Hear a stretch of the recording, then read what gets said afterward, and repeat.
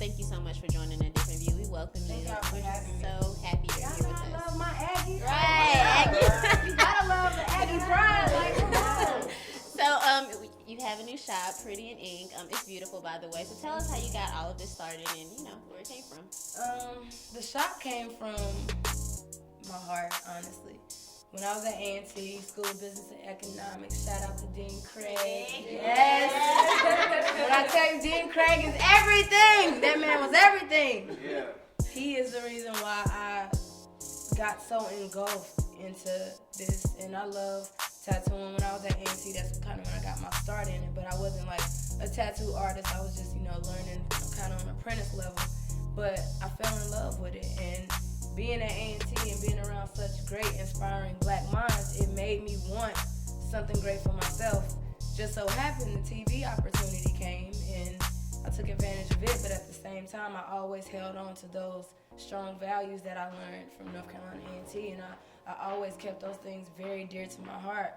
And honestly, that is why my shop is as beautiful as it is. When I was at A&T, I learned so much about myself and so much about my dreams and my past, my history.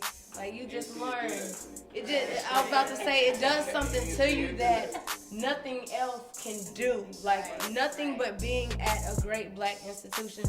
That's the only place. Number one in the nation. Number one. Y'all don't know how good that feels to brag. Okay. Like, I love Yandy. She went to Howard.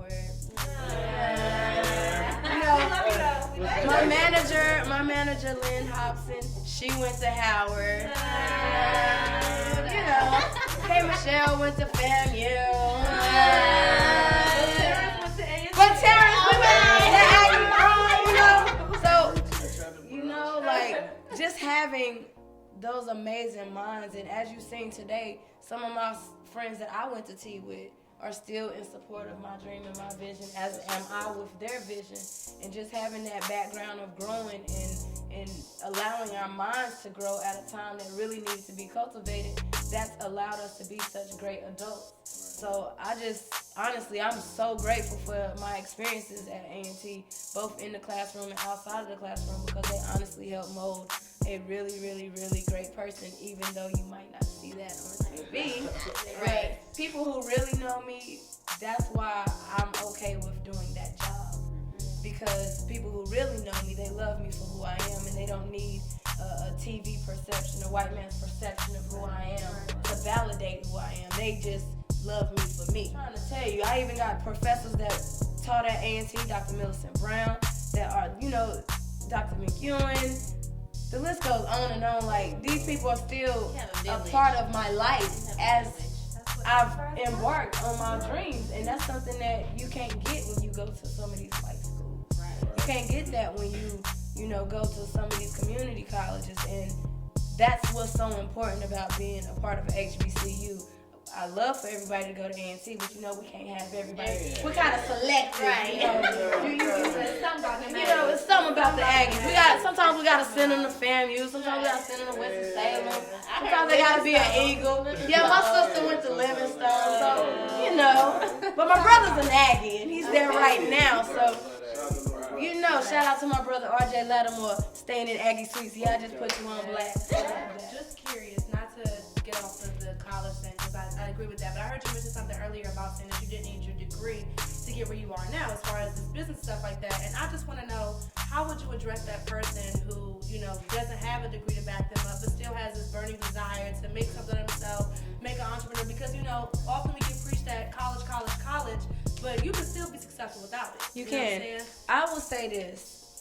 I will say that college is the greatest asset to guiding your future. Mm-hmm. I think that it is something that you really appreciate when you can say, I completed, I started and I finished. Mm-hmm. A lot of times we have people, especially in the black communities, we start stuff and we never finish it. I always give the advice of, I don't care how old you are, go back to school. Because the things that school teach you, you can never learn in the streets. You can never learn through trial and error. It's just something about it. To those that feel like, college ain't for me, that might be your situation as well, but at the same token, you have to have some type of commitment of self that's greater than you. If you desire to be successful, it's got to be something greater inside of you that you're committed to that's going to get you to accomplishing that goal. Which is why I say it's very important for college, because it teaches you that without it teaching you that. Right. Like, it's just through the experiences you learn that. Right. But I mean, all of my tattoo artists that work here, none of them went to college. I hope one day that they all are owners of a Pretty and Ink in a city near everybody, you know? Like, I'm not here to breed workers. I'm here to breed entrepreneurs. I'm here to breed independent thinkers. I'm here to grow and develop the drive and the encouragement and the achievement of having something that you can be truly proud of that makes you want to work harder in life. And that's something that, you know, sometimes college can't teach you that. Sometimes life got to teach you that. Right. But the reality of it is having the best of both worlds really, truly allows you to understand, because everybody that you work with in whatever career you are, some of those people ain't going to have college education. Some of them people ain't going to have high school education. But none of that really determines the value of them to whatever dream it is. My mom and dad didn't go to college, but my mama goes to school. Like, you feel what I'm saying? I teach her things that I learned in college. Like, you know, I was the first person in my family to go to college. And it was great for me because I got to teach other people in my family how important it was and how great it was. And the things that I was learning that a book don't teach you. But, you know, you have to engulf yourself and truly learn it. And for that reason, I'm just, you know, really grateful, because I've had people in my family that didn't even have high school diplomas.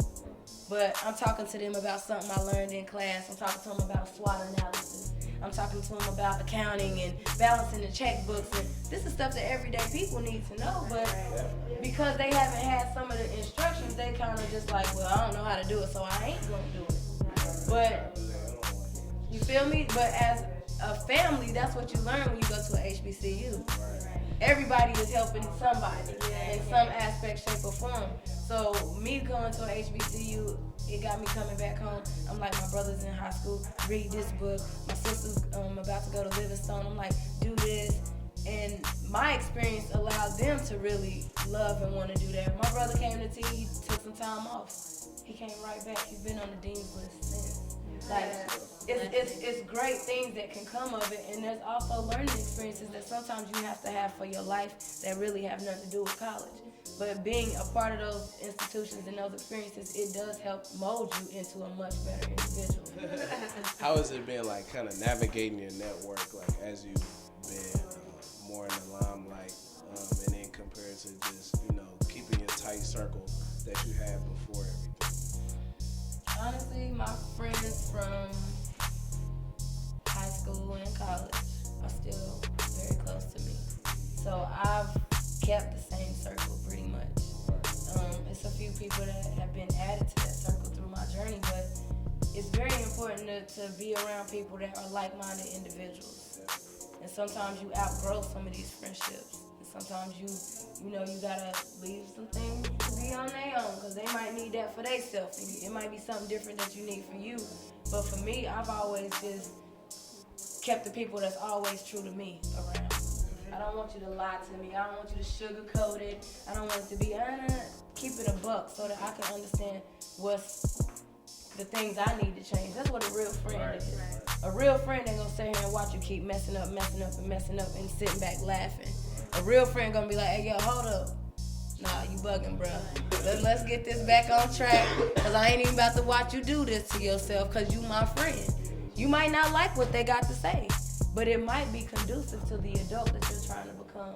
And you have to keep those things with an open mind, because it's just really easy to lose sight of yourself, especially when you around the entertainment, the limelight, the distractions. It's hard to stay focused sometimes, but it's very important that we do that. And the best friend is the person that's happy within their own life, that don't want your life. I don't want my friends to want my life. I want you to love whatever it is you do, and I can be a support to that. You don't got to do what I do, but you can support me in that.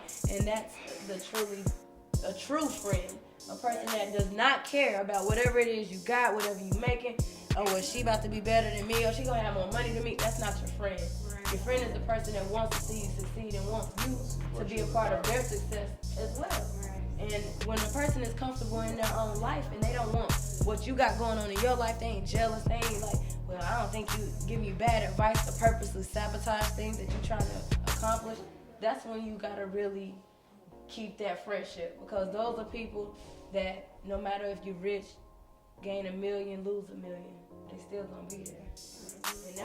I'm a part of the Polar Movement, which is the #1 student-owned business at A&T. So I wanted to present you with this shirt, our Rise Up shirt.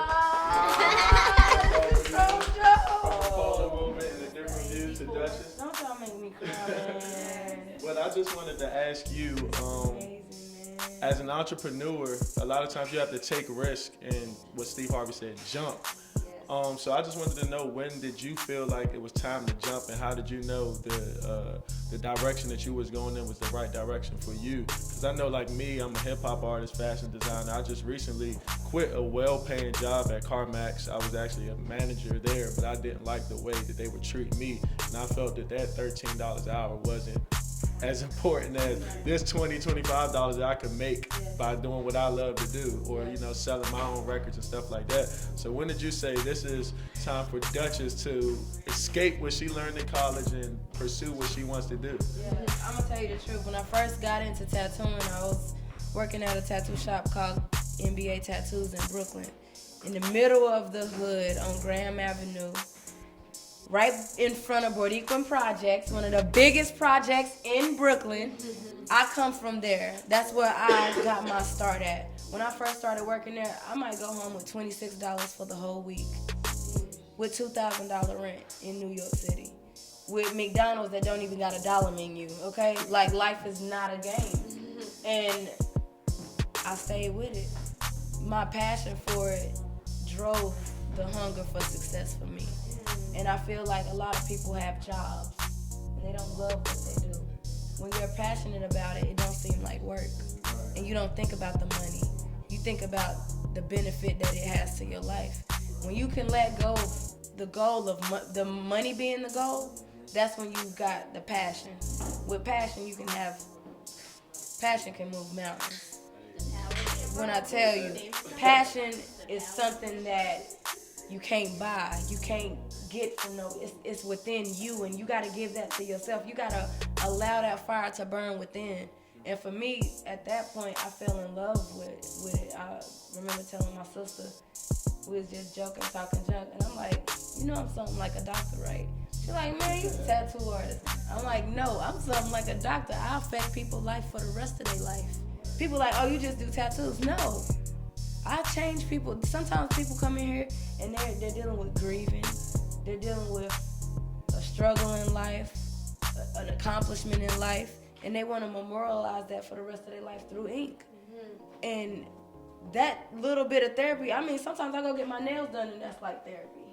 Like, just to be amongst other women and like-minded, and you feel what I'm saying? Like, these are the things, we don't think of it, but sometimes this is things that make us feel good, that remove all of the anguish and the hate and hurt, and allow you to really just envelop in your greatness and love, whatever it is. Like, that's something that I have the power to do. And I have clients that, like, I just had a client who, her daughter was definitely, like, almost her way to one of the Maury girls. More COVID. And you gotta send them to the boot camp. I'm doing this. Got the little halter top on, booty out. Her daughter was on her way to that. She came in and got a tattoo, and I sat down and talked to her, and I ended up stopping the tattoo to talk to her daughter. Do you know I've gotten progress report every month about this girl? She's going to college. She went from a C student to an A student. Not because she was stupid. She knew what she was doing, but she didn't have it. Whatever it was missing. In that one day, I gave her that. I don't even know what it was, because I was just talking. I was just telling my story, and that allowed her to feel something that made her to be like, you know what? I'm going to stop doing this stuff. I'm going to stop doing that. So, honestly, I think that's what adds to you. You're genuine about it, and you're passionate about it. It's just a passion. Like, that's what makes it go. That's what makes it work. And when you don't think about the money, I promise you the money gonna come. You just gotta let your heart completely stay into whatever it is. So this is nothing like the Duchess on VH1, okay? I'm so grateful that honestly, I'm grateful for the opportunity to be on TV because it's giving me a chance to have a platform. And despite how they use me, that's a job. We have to be intellectual viewers and, educated consumers to understand that anything that you purchase, buy into, watch TV, you have to understand what you're doing. When you're watching a reality show, people don't realize what really goes into a reality show. All right, and with that being said, we just want to sincerely thank our Aggie's own Duchess right here for giving us the time of our lives today. And, we just really appreciate you. Dropping that knowledge. Yes. Look, A&T did me very well, as it is doing for you all. And we can tell, because only Aggies do what you do. Honey, everybody can't be an Aggie. We